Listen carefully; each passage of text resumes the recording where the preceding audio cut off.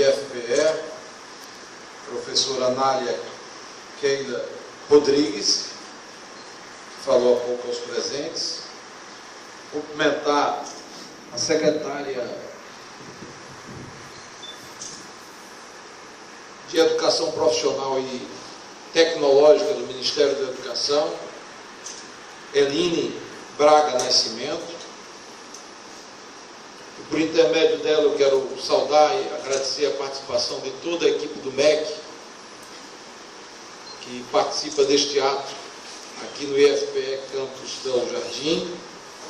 Saudar o presidente da Câmara de Vereadores de Belo Jardim, o vereador Gilvandro Estrela, e por intermédio dele cumprimentar várias personalidades políticas aqui presentes, o Dr. Maneco, Zé Lopes, vereadores que foram eleitos para a próxima legislatura, Andréa Mendonça, minha irmã. Cumprimentar Jorge de Neno, prefeito de Camusim de São Félix. Cumprimentar o diretor do campus Belo Jardim, professor Francisco das Chagas. Cumprimentar a diretora do campus Caruaru do IFPE, professora Elaine Cristina da Rocha. Cumprimentar também o diretor do campus Recife, o professor Marivaldo Rosas, que também prestigia o ato. Saudar especialmente o diretor do campus Barreiros, o professor Adalberto Comaru, que inclusive já atuou e ensinou no campus Belo Jardim, que retorna, de certo modo, também ao seu espaço, que é o campus aqui da nossa cidade. Cumprimentar Rômulo Cordeiro, representante da construtora, LBR Santos Construções. Cumprimentar Hilário Barreto, representante da empresa Choque Engenharia, o prefeito de Zeró, Fernandinho, aqui presente entre nós. Enfim, os amigos, professores do IFPE, Campus Belo Jardim, os servidores do IFPE que colaboraram no planejamento das obras que foram autorizadas e que estarão brevemente se iniciando, e todos os colaboradores. E especialmente também saudar os professores que estão aqui presentes, os professores do IFPE, os estudantes, através de Ranieri, que é vice-presidente do Grêmio, e todos aqueles que estão participando deste ato, que é um ato simples, mas que eu fiz questão de marcar com a minha presença aqui em Belo Jardim, o início dessa obra, que já tinha sido anunciada publicamente, professora e reitora Anália, há algum tempo, desde o momento que se iniciaram os preparativos para o processo licitatório, até a conclusão do certame e definição da construtora encarregada de levar adiante esse projeto, que é o projeto de acessibilidade aqui no campus Belo Jardim, assim como o projeto de acessibilidade e da biblioteca no campus de Caruaru. É um campus antigo, esse campus do IFPE aqui em Belo Jardim, talvez dos mais antigos do Brasil e do estado de Pernambuco, dedicado no passado exclusivamente à área agropecuária, até porque era conhecida como Escola Agrotécnica de Belo Jardim, Federal de Belo Jardim, e que depois se incorporou ao IFPE nas modificações que ocorreram do ponto de vista de lógica administrativa, com as mudanças introduzidas na legislação de formação técnica, tecnológica e profissionalizante do governo federal. E para nós, belo-jardinenses, eu diria que é um passo muito importante o fortalecimento desse campus. Eu me recordo muito bem que, ao tomar posse, em meados de maio deste ano, e nas primeiras conversas que tive com o professor Chagas, os relatos com relação à manutenção do campus Belo Jardim, de certo modo ocorria em todos os campos todos os campi de Pernambuco e do Brasil, eram relatos bastante preocupantes do ponto de vista de capacidade executiva. Eu sei que o Brasil viveu, como disse a professora Elaine, e vive ainda, momentos de tensão política e institucional, mas a administração pública, ela tem como propósito servir e atender diretamente a população e basicamente as crianças e jovens do Brasil no campo educacional. E ela tem que atuar fazendo com que esse serviço seja prestado de fato, oferecendo e garantindo a educação pública de qualidade nas várias redes, municipais, estaduais e na rede federal. E dentro dessa lógica, o que eu tomei de informação no início da nossa gestão era de que faltava recursos até para a manutenção específica de vários campos do IFPE, como por exemplo em Belo Jardim, onde o professor Chagas me relatava o atraso no pagamento da empresa que prestava serviço e que presta serviço na área de vigilância e que, portanto, até os vigilantes estavam sem receber. Esse era o quadro. Diante de uma contingência como essa, evidentemente, me cabia como ministro da Educação levar ao conhecimento do presidente da República, no caso o presidente Temer, e dizer a ele que seria impraticável nós convivermos com a decisão do governo anterior, que cortou 6 bilhões e 400 milhões de reais do orçamento do Ministério da Educação.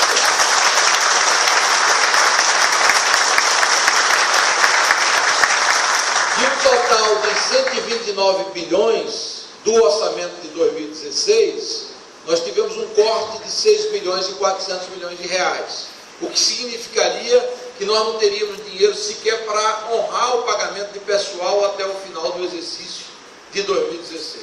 O presidente sensível autorizou o descontingenciamento, ou seja, a liberação de 4 bilhões e 700 milhões de reais, que nos permitiu reprogramar todos os compromissos do ponto de vista de pessoal, custeio e investimento para a área da educação. E nos permitiu também que a gente pudesse reiniciar várias obras em todo o Brasil. Nós visitamos o campus do IFPE Agreste, no caso o IFPE lá de Caruaru, recentemente, há cerca de 60, 90 dias, inclusive acompanhado da professora e reitora Anália, e naquela ocasião a própria professora Elaine nos relatava as dificuldades daquele campus e a necessidade de investimento por parte do governo federal. É verdade que eu tenho enfrentado muita adversidade e muita dificuldade nesse momento que eu assumi o Ministério da Educação. Mas, felizmente, eu tenho uma característica que é base da minha formação política e de cidadão, que eu sou uma pessoa que gosto de cultivar as minhas convicções, e eu tenho convicções absolutamente democráticas, respeitosas, amo o contraditório, respeito com quem pensa diferente e trabalho sempre tendo como lógica o bem-estar da população. E tinha sempre em mente aquilo que meu pai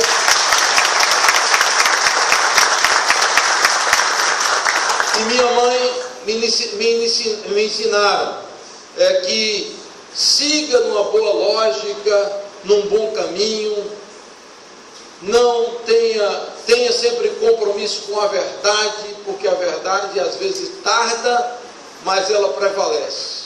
Muitas vezes a confusão se estabelece e retarda um pouco que a verdade possa emergir, mas ela vai terminar emergindo, como na vida sempre ocorre. E é o que tem acontecido.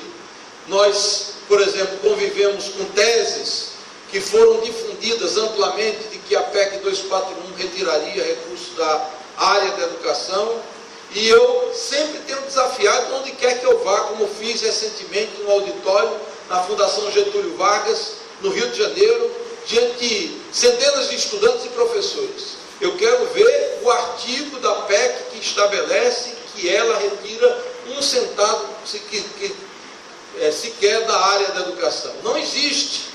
Não vão apontar porque não existe. Isso é um mito. Isso é uma inverdade. Ela estabelece o compromisso da máquina pública de ter responsabilidade responsabilidade entre receita e despesa, equilíbrio entre receita e despesa. E eu sempre digo e reafirmo nesse instante que é uma ilusão imaginar que a gente vai garantir dinheiro para a educação ou para a saúde se o Estado brasileiro ficar como está hoje, quebrado. Ele não vai poder atender nada das necessidades básicas da própria população brasileira. Essa é a verdade.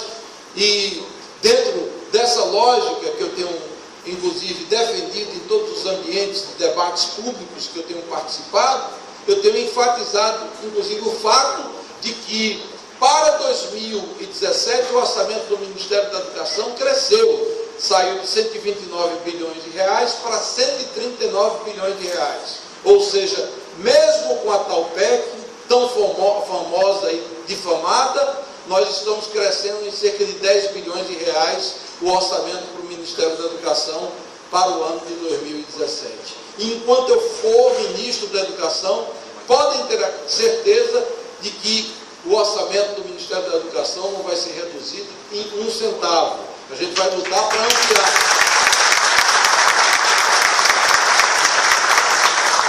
Agora, ter mais orçamento não significa falta de compromisso com a boa qualidade de gasto público. Aplicar bem os recursos que pertencem à população.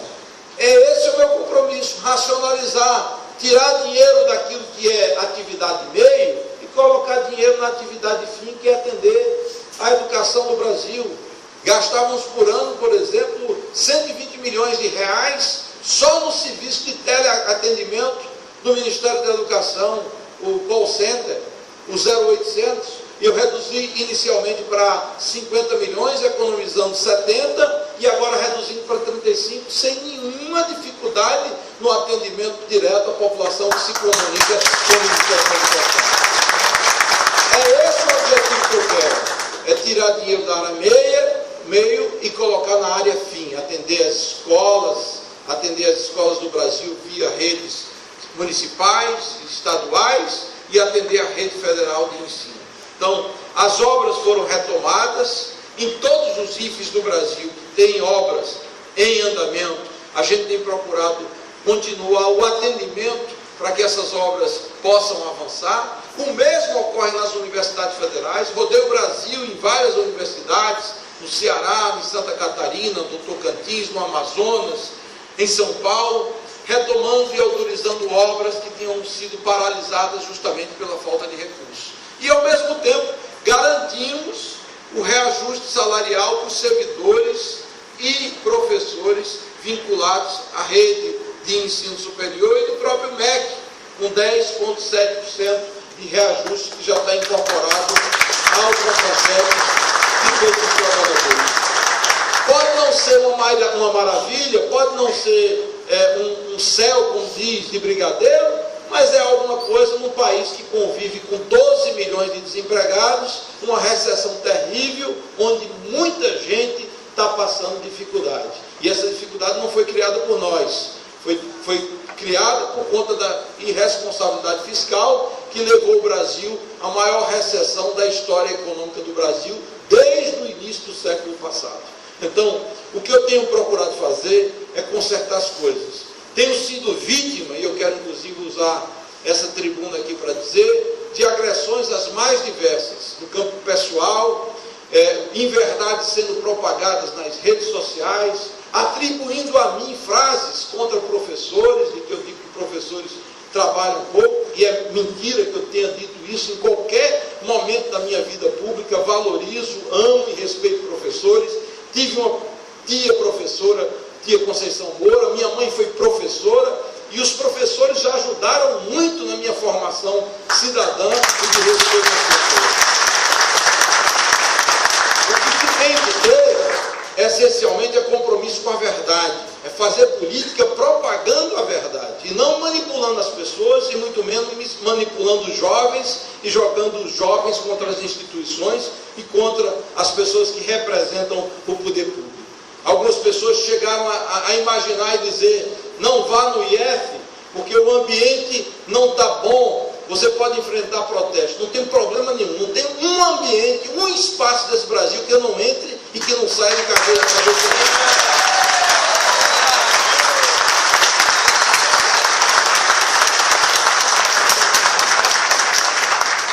Porque muitas vezes, quando você perde o direito ao argumento, você quer combater o outro na base da agressão. Às vezes agressão até física, como eu fui, por exemplo, ameaçado na Universidade Federal de Sergipe.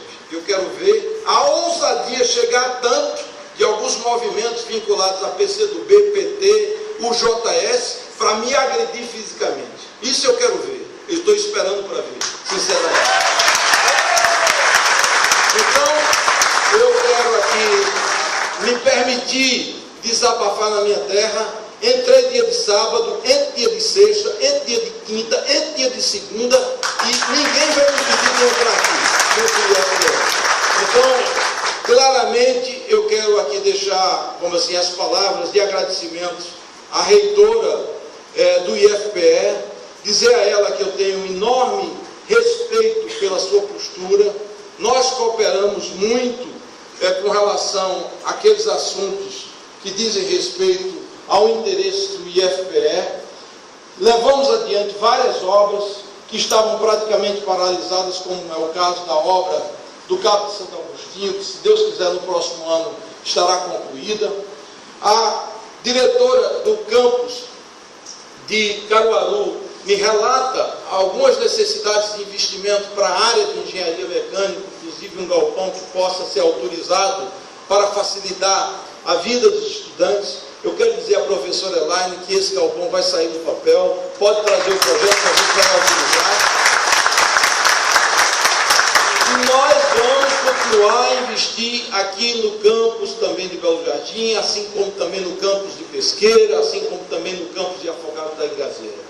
O IF Sertão mereceu investimento por parte do governo federal, várias obras foram retomadas, algumas estão praticamente em fase de conclusão, como por exemplo o campus de Serra Talhada, o campus de Santa Maria da Boa Vista está, sendo também autorizado a liberação de recursos para Santa Maria da Boa Vista, e vários municípios do sertão pernambucano que contam com recursos do IF Sertão. E no que diz respeito ao IF Pernambuco, o IFPE, pode ter certeza que aqui no Agreste vai contar com toda a cobertura para que possa expandir. Eu vi, inclusive, algumas pessoas dizendo que é muito ruim se, porventura, houver a disponibilização de outros cursos aqui para o campus de Belo Jardim, de Pesqueira ou de Caruaru, porque vai se estabelecer um desnível com relação aos cursos existentes, inclusive da área de agropecuária. Quer dizer, é um raciocínio, me permita dizer, absolutamente equivocado, afirmar que ofertar mais cursos seria algo para diminuir a importância do nosso instituto. Muito pelo contrário, eu acho que quem quer fazer um curso de agropecuária pode e deve fazê-lo com a certeza de que o cuidado dos professores é prover um curso da melhor qualidade, mas não implica em impedimento que os jovens possam sonhar na área de informática, como já existe um curso técnico aqui de informática, e eu atuei como deputado federal para ajudar a trazer esse curso técnico de informática, um curso de música que foi estabelecido aqui, também contando com o meu apoio como deputado federal, e eu sonho com mais, e quero dizer que sonho e vou tirar esse sonho da realidade.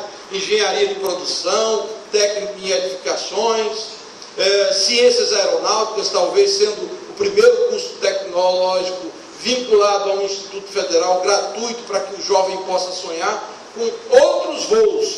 Não há nada de mais nisso, nenhum fato que possa prejudicar o campus de Belo Jardim. Pelo contrário, isso vai significar expansão, valorização do campus, dos servidores, dos professores, fazendo com que a educação técnica possa ser ofertada para mais jovens daqui e de toda a região.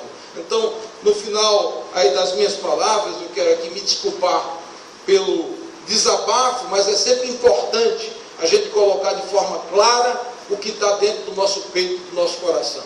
Nós fomos muitas vezes agredidos de forma injusta, alguns movimentos trazidos até de fora para agredir não só a minha pessoa, mas até a memória do meu pai. Nem meu pai morto ali na Figueira Branca foi respeitado. E eu acho isso uma atitude deplorável, inaceitável, que nenhum morto se possa respeitar nesse país. Então, se querem agredir alguém, agridam o ministro da Educação. Muito obrigado.